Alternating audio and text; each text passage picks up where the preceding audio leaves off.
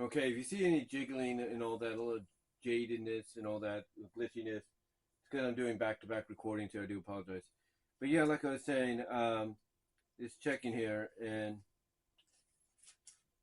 you know, just trying to see, like make sure they didn't skip anything.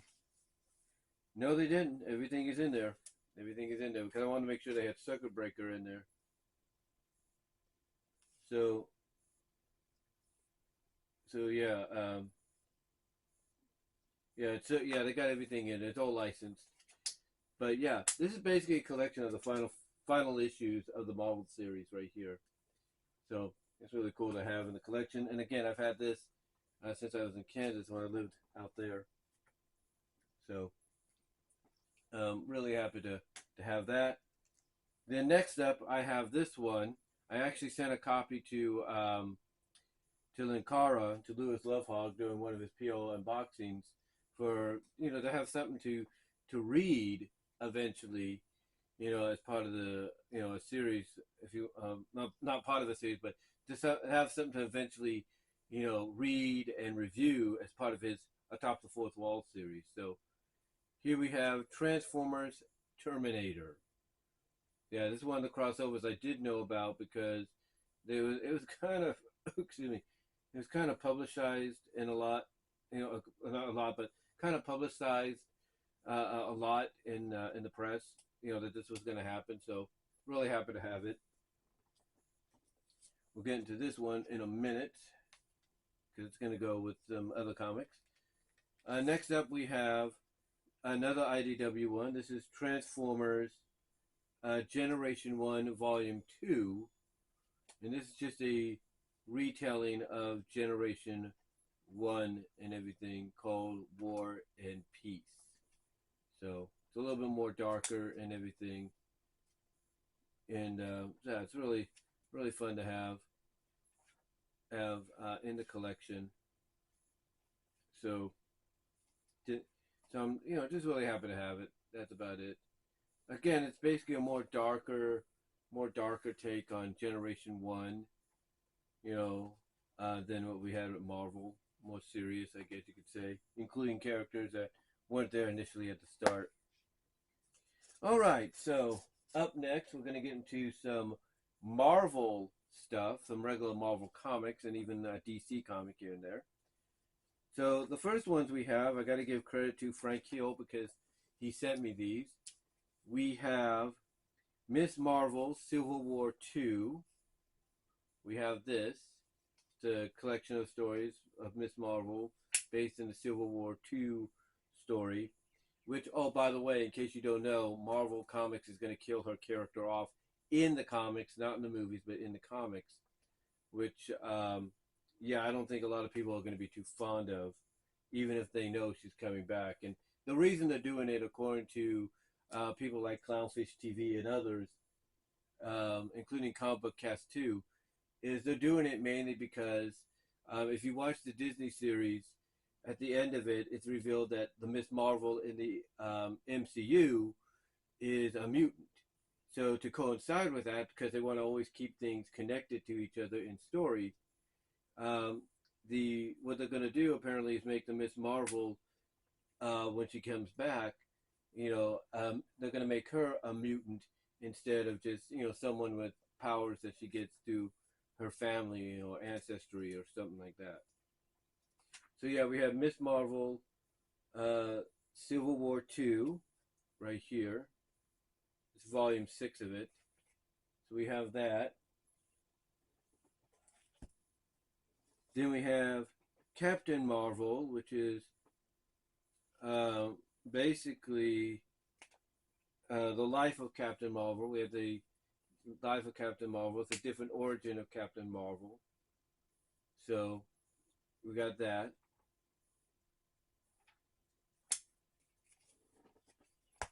And then we have volume 10 of Miss Marvel, Time and Again. So got that. And again, got to give credit to Frank Hill for sending me these.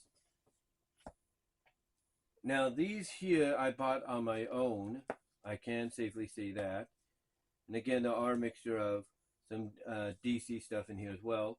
here we have the um, Amazing Spider-Man: The Death of Gwen Stacy graphic novel, and believe it or not, I do have the bigger book on the Stacys as well, and their death. It's somewhere around here. Hold on for a sec.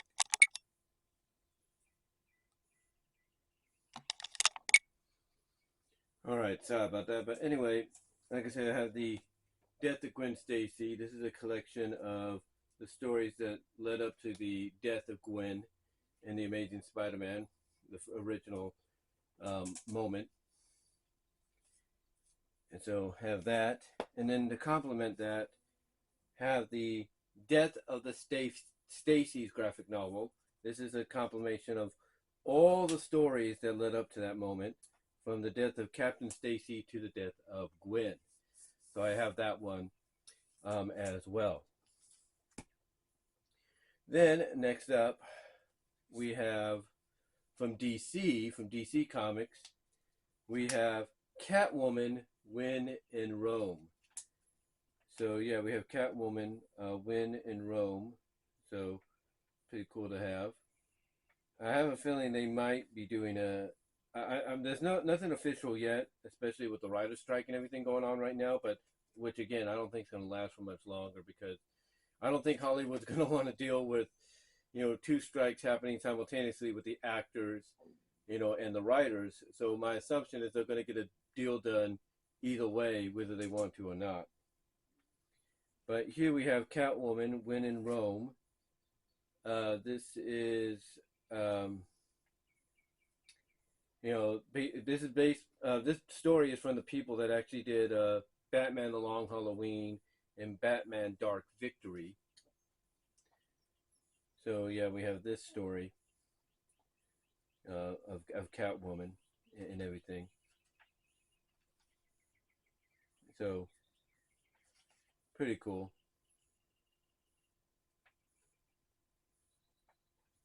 It's pretty cool here. So yeah, when I saw this, I was like, I have to get it. I had to get it because it's Catwoman. What are you gonna do? Next up, hold on. We have Spider-Man Revelations. This is a collection of the Revelation storyline. Basically, it's a collection of those issues. Spider-Man Revelations. You have that, which I've read. It's really good. Then I got these when I was looking at Walmart. We used to have them in the area with the made-for-TV stuff and the Pokemon cards and everything. So I figured, okay, exclusive only to Walmart, might as well get it, right? And I did. And this was basically released in time to promote Batman v Superman coming to theaters. So what we have is Batman v Superman: The Greatest Battles, and it's a collection of a lot of their encounters with each other where they fought, including The Dark Knight Falls, which is part of Dark Knight Returns. So we have that. Then I have X-Men Phoenix End Song. Yes. When I saw this at Hastings, I was like, I gotta get this book and everything, because I love X-Men. I always liked the Phoenix sagas. Always thought they were good. So, I like the different takes on it, and this is one of the best takes they had, especially with the ending, the drawings, and all that, and the little cliffhangers they gave us. So, we even get a White Phoenix in here. We even get White Phoenix. So, I like that. I like the fact that we actually get White Phoenix and everything. We get a nice little shot there, which is pretty cool. And then we get, of course, like I said, we get White Phoenix, which is really nice. So it's really cool. But loved getting this, read it, enjoy it. And then of course you can't have a comic collection without getting and having the Knight Returns graphic novel. Yes, I actually got this in my collection to go along with the animated movie I got. And yeah, you can't have a collection without having The Dark Knight Returns. Then next up, we have Miss Marvel No Normal. This is volume 1. This is the first one that they released of the first couple of issues of Miss Marvel. So, pretty cool. Definitely going to keep a hold of this because of what they plan to do. Next up, and that was my stomach, I do apologize. Next up, get over here, we have the Infinity Gauntlet, a collection of a collection of the original Infinity Gauntlet story, which, obviously they could have, they could have really went all out with it, but because of legal reasons and all that, still, they just couldn't. And of course, it shows you where to begin and everything with the story to get a full context of it. So, really happy to have that. Then, of course, got a prelude comic for Avengers Infinity War, which is really nice. Again, most of these, except for the ones I showed you, came from Frank Hill. Like basically the end song, the Spider-Man stuff, and the Batman, Superman, the Revelations, and the Catwoman, and the Dark Knight Returns. That was all me. But everything before that, and what I'm showing you now from Miss Marvel Volume 1 to Infinity Gauntlet to this, is all Frank Hill. So I got to, again, give credit to Frank Hill for sending me this, which is really cool. Then we have basically JLA Earth 2. This is the graphic novel, but what's interesting is, as you can see, it also comes with the movie. It does come with the movie in the back here. It does come with the movie here in the back. So it's really, really nice. And I do have the code. I might try to do the code. I think I've done the code. I might have to do it again just to double check whether or not I have it, digitally as well. But I got JLA Earth 2, which is really nice. And now we're going to get into some turtles. Yes, we're going to get into some turtles. And what better way to start off with that than with IDW's 30th anniversary special. That's right.